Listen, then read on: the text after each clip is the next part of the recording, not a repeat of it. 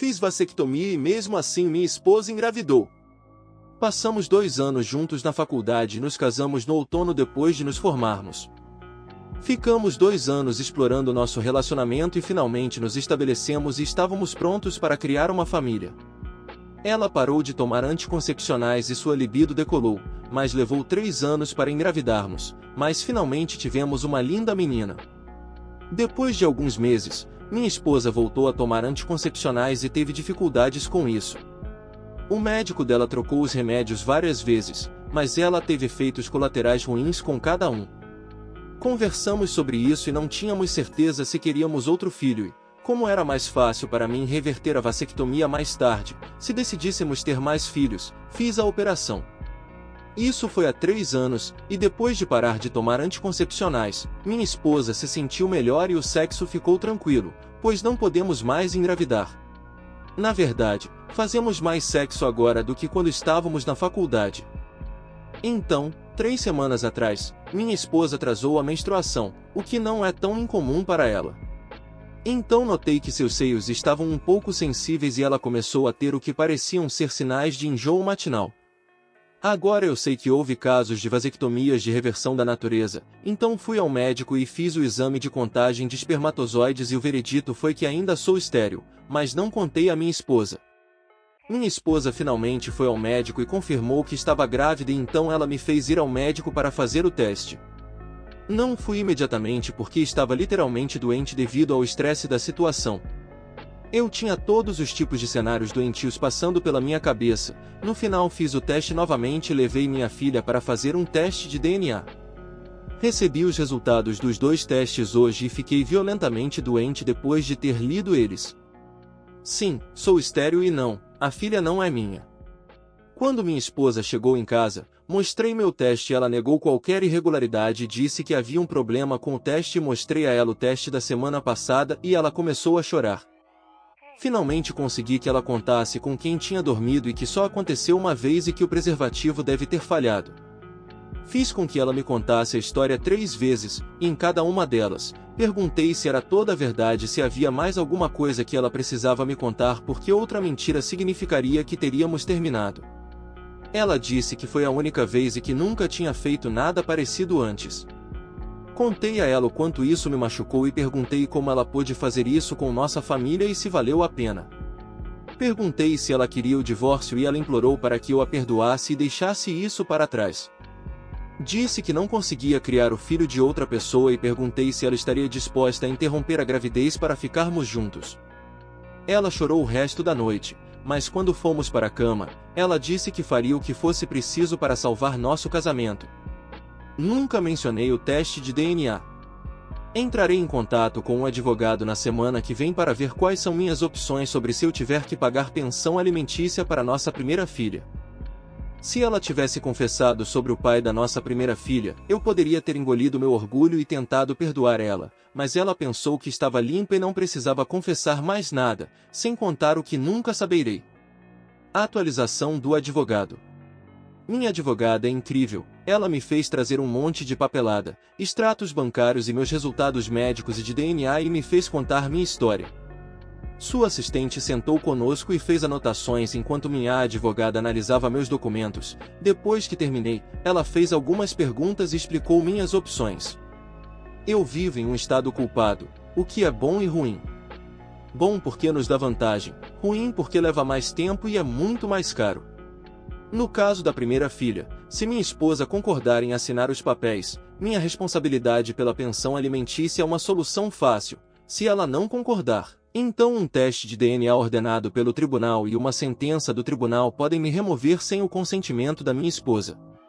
De qualquer forma, provavelmente não terei que pagar pensão alimentícia, uma maneira é mais cara do que a outra. Como minha esposa tem um bom emprego e ganha quase o que eu ganho, ela não achou que o juiz lhe daria pensão alimentícia. E tudo isso, mais a divisão de bens e outras coisas, pode ser negociado antes que um juiz se envolva. A má notícia foi que, devido aos feriados, eles não puderam ter os papéis prontos antes do Natal, mas definitivamente teriam antes do fim do ano. Ela me aconselhou a não dizer nada até que ela fosse intimada. Ela me deu uma lista de coisas para fazer antes e depois do Natal antes de intimarem minha esposa. Uma coisa que eles apontaram foi que, como estávamos tentando ativamente ter um bebê, havia a possibilidade de minha esposa não saber que a criança não era minha. Minha esposa tem uma consulta com seu obstetra amanhã. Se você está curtindo o vídeo até aqui, já deixa o like para dar aquela ajuda. E se ainda não for inscrito no canal, aproveita agora para se inscrever e ativar as notificações. Assim você não perde nada do que vem por aí. Bora continuar. Atualização 1. Então, encontrei minha irmã na minha casa e começamos a mudar minhas coisas para a casa dela enquanto o divórcio acontece ou pelo menos até que minha ex-esposa vá embora e eu tome posse da casa.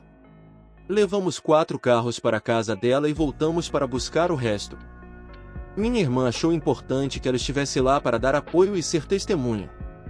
Também mudei a câmera da babá para a sala de estar para que ela pudesse gravar tudo na nuvem. Por volta das 11 da manhã, recebi uma mensagem da advogada dizendo que ela havia sido intimada. Enviei um e-mail para ela dizendo que estaria na casa quando ela estivesse pronta para conversar. Alguns minutos depois, recebi uma mensagem da minha esposa perguntando por que eu estava fazendo isso. Então, reenviei a primeira mensagem e esperei que ela chegasse em casa.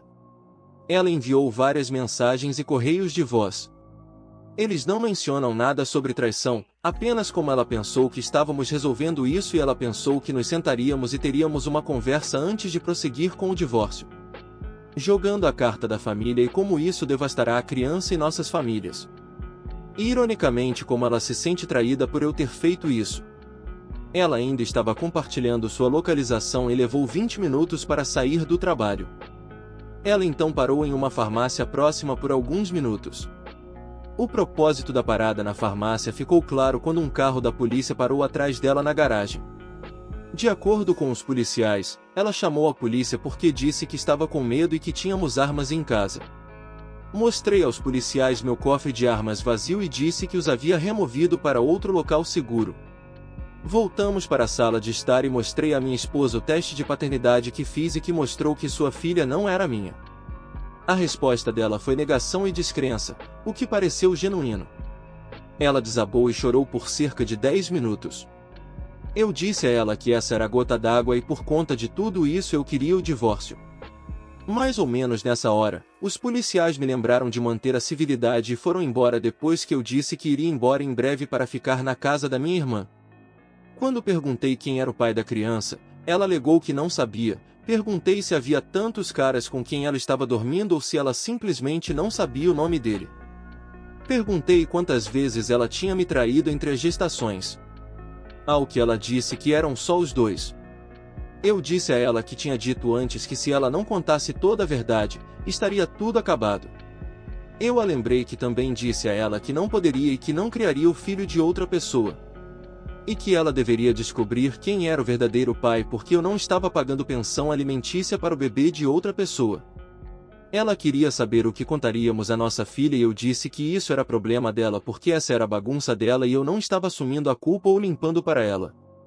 Eu rascunhei alguns e-mails na semana passada, um para nossos amigos e familiares com cópias de todos os resultados dos testes e os motivos pelos quais eu estava pedindo divórcio. O outro para minha esposa com cópias dos mesmos testes junto com o que eu sabia e coisas que eu tinha dito a ela anteriormente. Eu tive que passar pelo meu advogado e fazer algumas edições antes que ela assinasse. Enviei cópias para todos os nossos amigos e parentes quando ela entrou na garagem esta tarde. A maioria dos comentários foi unilateral e muito colorida.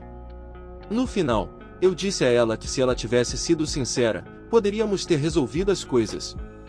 Mas eu não podia confiar em uma mentirosa trapaceira em série, e eu disse a ela que se ela tivesse feito uma laqueadura em vez de eu fazer uma vasectomia, ela poderia ter se safado. Eu disse a ela que ela precisava contratar um advogado para que pudéssemos seguir em frente e começar a nos curar.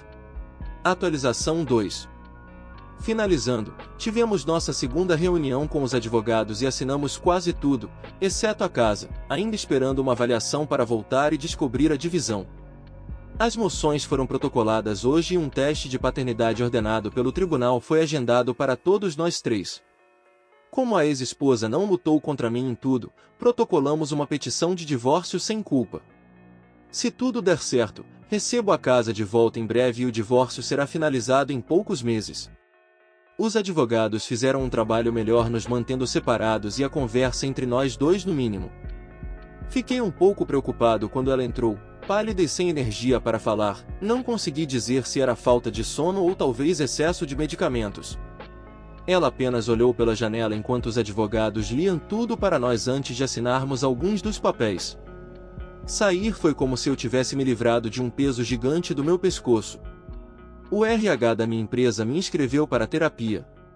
Meu chefe colocou uma garrafa de champanhe na minha mesa e me ofereceu um tempo de folga se eu precisasse, mas eu disse a ele que estava animado para voltar ao trabalho. O que acharam dessa história?